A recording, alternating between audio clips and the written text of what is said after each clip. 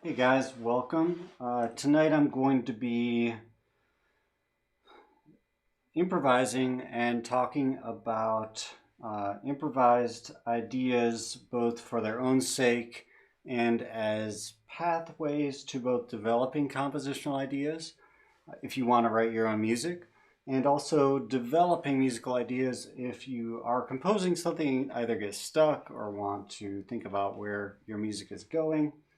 Um, this comes from a deep part of my past. I started playing the piano really by improvising, I think the way a lot of kids do, which is you just sit down and, boy, it's just fun to hit the keys, right?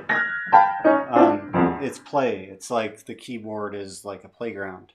And I think that's a really great way to start approaching the piano, is not seeing it as something with strict rules and limitations.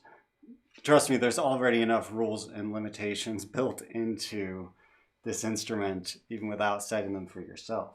There's also a lot of patterns in this instrument that are built in, and they're there for you to discover and create your own unique combinations of. So improvising is a great way to find new ideas, uncover new ideas, discover what's possible.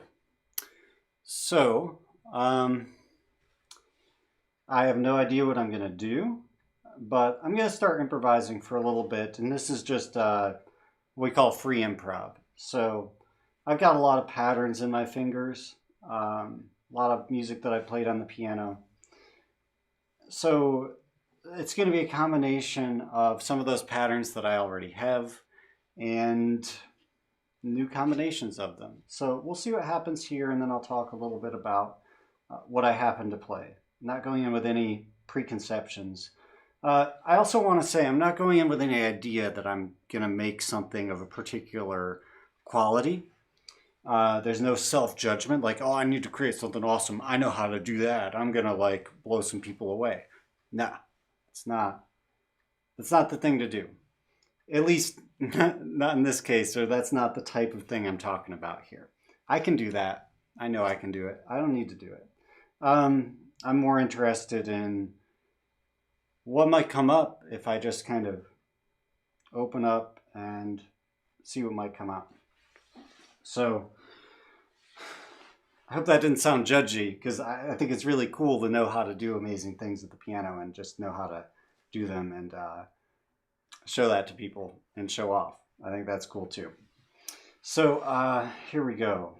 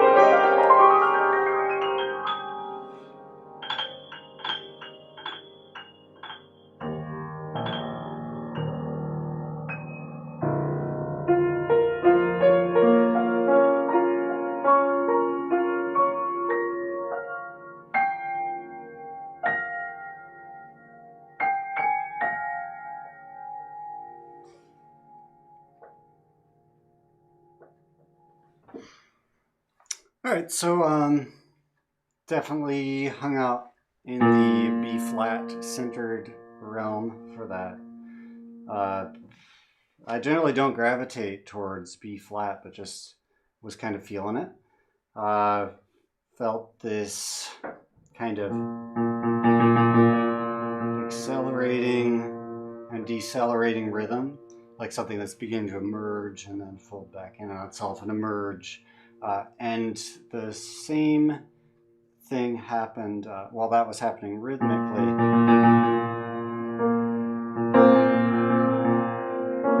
This started to expand from B flat. So both centering on a B flat and expanding and coming back rhythmically, and then beginning on a B flat and expanding and growing. So there's something about growth happening here, something growing or something beginning to happen or something looming or a suspicion, something maybe ominous about it because the combination of harmonies that I used was centered around the minor scale. If you know your scales at piano, or even if you don't, this is the B flat minor scale. And the harmonies I was centering around involved actually crunching a lot of notes together from within that scale and then opening up to more consonant harmonies. That happened a lot too, going from the 7th scale degree back to the 1st, B flat being the 1st scale degree, the 7 notes in the scale. I don't always do very strict scale-based improvisation, but in this case I felt myself gravitating towards that. And you know, I'm not 100% clear on everything that happened there. There were some modal shifts, and in fact at the very beginning I accidentally played, I don't know if it was even audible, but I just barely hit the B natural above it, purely by accident. And then I thought, oh, well, let's play with that. It's a great quote from Miles Davis. He said, "Do not fear wrong notes. There are none." And that's kind of a complex thing to start talking about because, well, if you're trying to play your favorite song and you hit a really sour sounding note, it's kind of hard to think of that as not a wrong note, right? But from the perspective Miles was coming from in that, it's this idea that when you are making music, you are the creator of the music that's happening now. And when something happens, that's part of what happened. And you can play with that. That becomes part of the musical material. So rather than think of it as a wrong note, it might just open the gateway into something new, a new development. That's where I find, in fact, I found, thinking back early on when I was first composing, when I was maybe 10, 11 years old, I'd be playing one of the songs that I wrote and accidentally hit a wrong note. And I would go, whoa, I like that note more than the one I originally wrote. So when playing at the piano, there are times when it's healthy to really be going for certain notes, and if you play a different one, you say, oh, that was a wrong note, I need to practice it again. And there's other times when that attitude really shuts you out of possibilities. And when being open to happy accidents, that can reveal new possibilities, even if it's a really sour sounding note. You know, a lot of people don't like dissonance. Dissonance being notes that clash together, dissonant harmonies. But if you listen to a movie score for any number of movies, probably most movies, sections where there's some kind of drama happening or some kind of tension or battle or somebody having an experience that's unpleasant, listen to the music. There's dissonance in that music. It's because it evokes a sense of conflict or struggle or pain, and that if when you're sitting at the piano all you want is just beautiful, lovely sounds to come back at you, that is nice, and I'm not discrediting that, but there's more possibilities, and those wrong notes, rather than just shutting them out, can reveal new pathways. So just from the very beginning, I experienced that there, and then later on I started altering the scale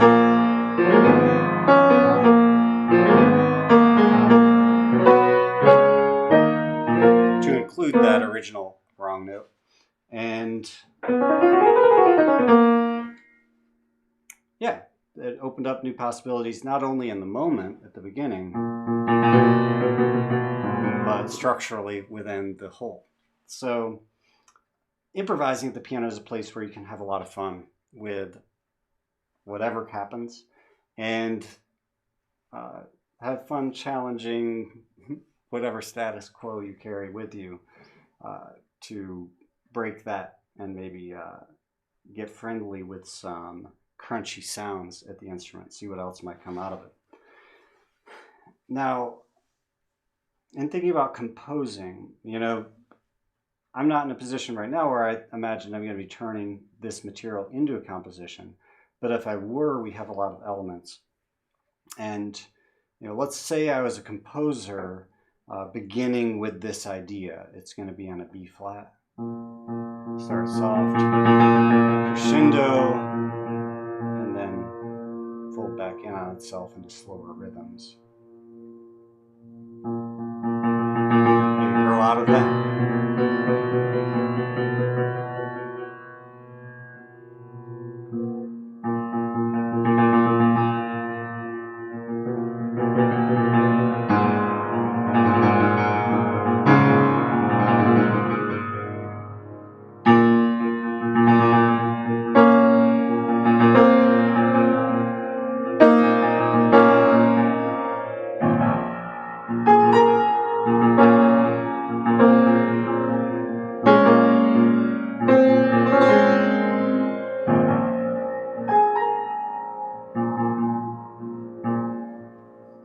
Let's say I'm kind of stuck there. I have that written down and I'm trying to come up with the next idea.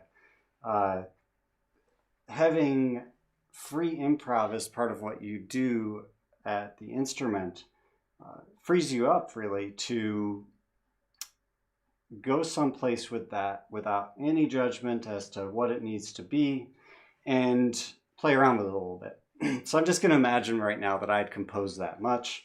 I'm going to try to replicate that as well as I can. And then from that point, improvise, and then talk about how, as a composer, if I was setting something down in writing to be permanent, I might think about how my improvisation would feed the compositional process. I'm actually going to see if we got any chats going on, to see if we have any questions or anything.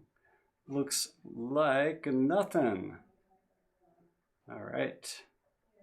So here we go.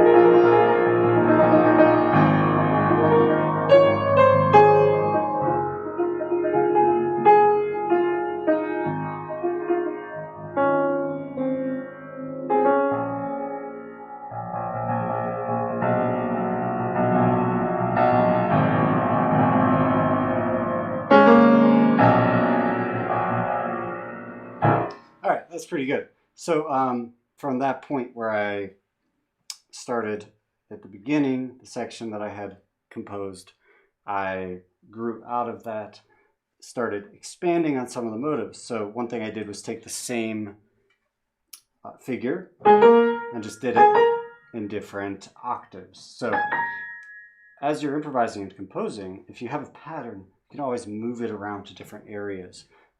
See how it sounds combined in different ways.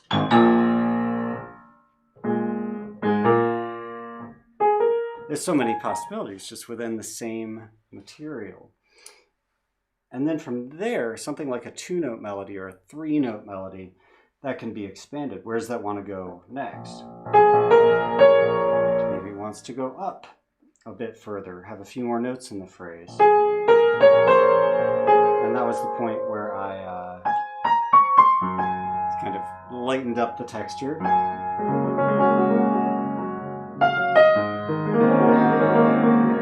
And here's the deal. I don't remember everything I did. It wasn't like that was the perfect performance of this piece and oh, I can't remember exactly what I did and it was perfect that time. I used to have that experience all the time where I would be improvising and something would come out of my fingers and I would think, oh, I need to get that written down. And I'd start trying to write it down and I couldn't get it.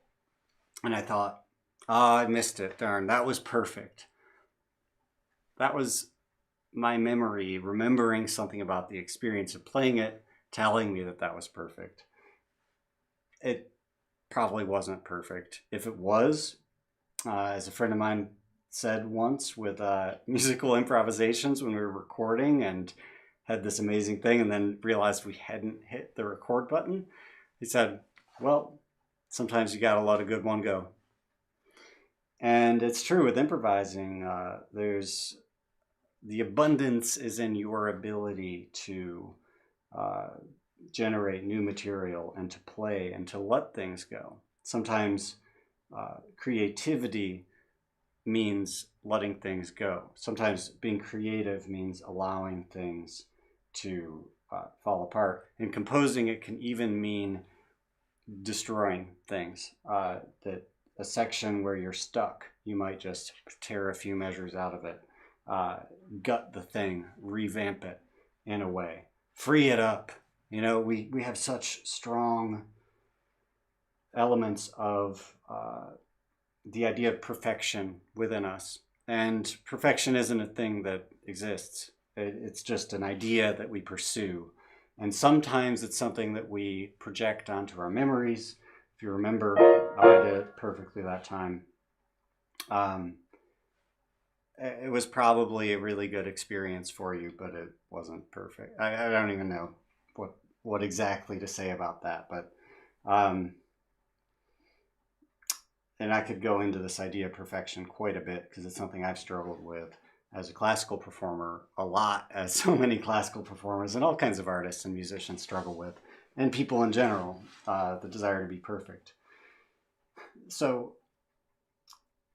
instead of thinking, oh gosh, too bad I lost that wonderful run through of what I want the next section to be when I'm improvising, I might think, well, what were the structural components? What are the parts of it that I can remember that I really liked? And in this case, I remember just taking a snippet of the melody and then having this chord progression in a kind of arpeggiated form.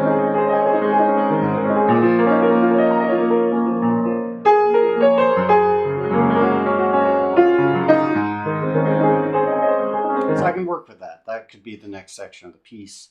And that goes in a few different directions. I came up to D flat major, the relative major, and I played around with some of the same materials and melodies in there.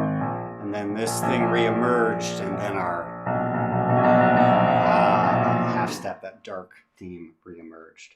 So I would want to write a couple sketches down and then probably go do something else for a little while and then come back. I know that I've got those milestone markers written down. I know that that's how I'm going to fill in the structure of the piece, song composition. And then I can work out all the kinks and details from there.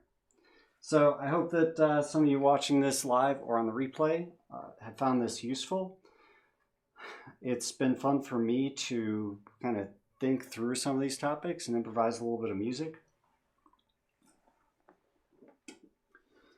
Last thing I want to say, and maybe I'll do more on this in a future stream or video, is that improvisation can also be source material for developing yourself as a pianist or instrumentalist on whatever instrument you play. So if you're playing around, I'll give an example actually. I was playing around with pentatonic scales and came up with this pattern.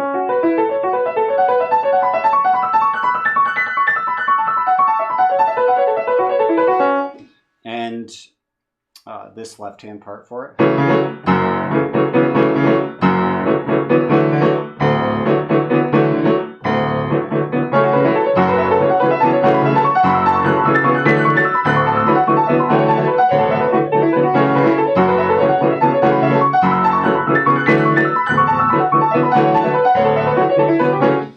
And decided that I wanted to be able to play that in a lot of different keys on the piano. It's actually been a while since I did that exercise.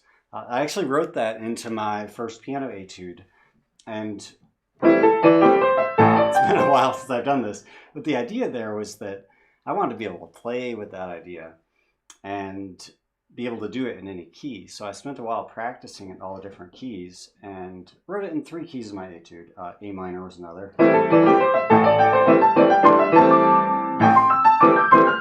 Yeah, it's hard. It's hardest in A minor of all the keys. This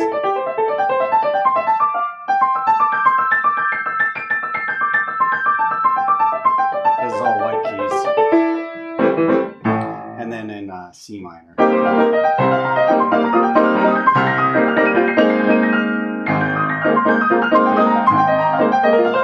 So that's a pretty advanced technical feat to play that in a lot of different keys. I think I'll come up with another one and just play around with it a little bit. So I don't know exactly what it's going to be, but I'm just going to play for a bit. And when I stumble on something that I like, I'll start going somewhere with it.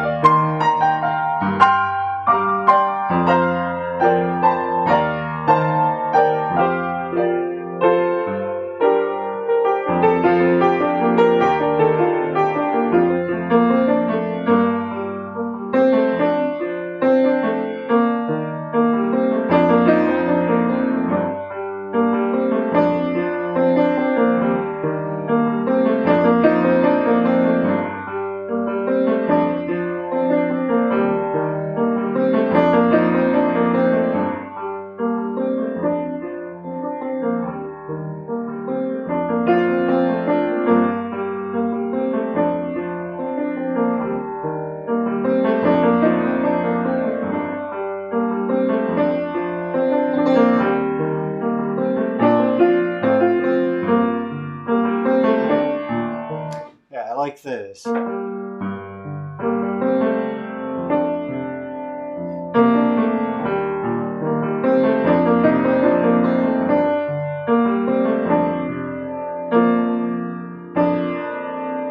Shoot, how did it go? I think that was it.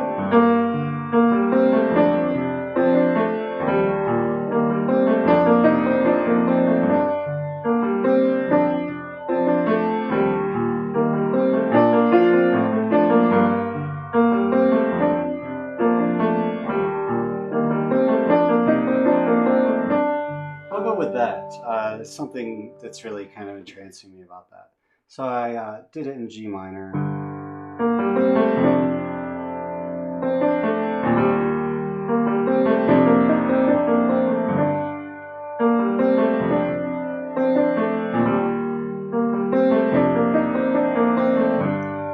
beginning there, I was going to some different places with it, and I would like to do that, but with this exercise, I find it good to simplify it first and then be able to expand upon it later once it's really in my fingers.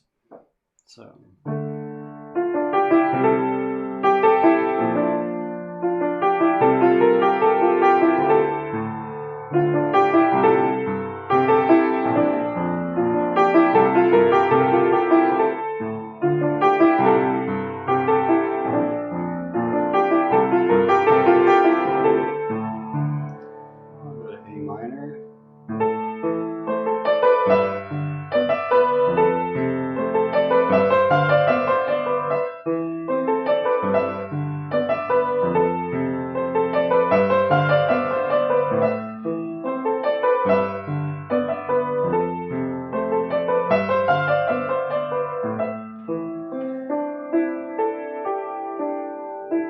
A couple more keys.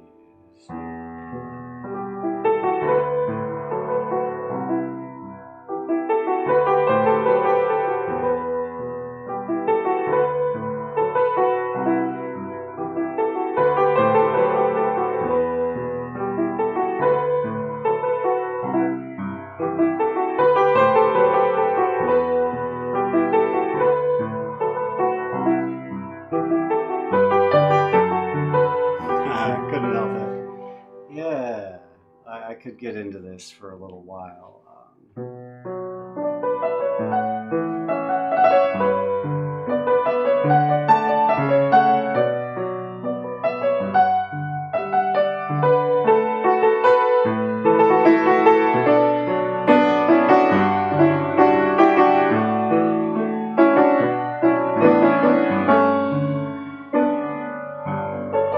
Just gonna free improv for about 2 more minutes.